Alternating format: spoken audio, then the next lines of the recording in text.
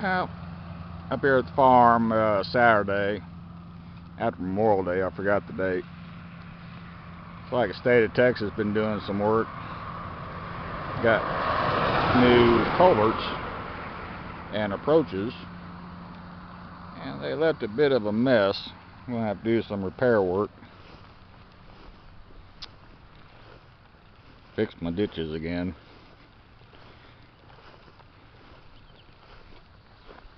It's not like you have an option. When they do these culverts, they come in and replace them, period. You got no say in the matter. This was a packed, oh, here's the culvert. They're pretty nice.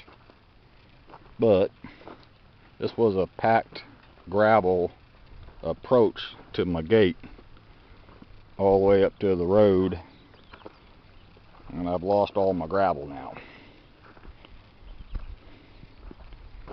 So now I got dirt. Don't want dirt. And like I said, I gotta go back and fix their mess. They left it pretty rough. And they're done here. So this is how they left it. But yeah, a little bit wider on the width now. I kind of like that. And the concrete culverts are pretty nice. So all in all, not a bad thing.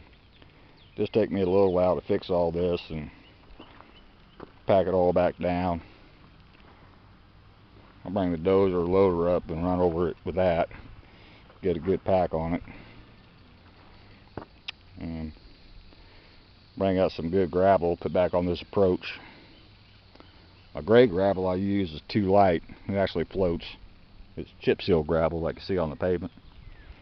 So I need some good iron ore gravel, which is what I got over here.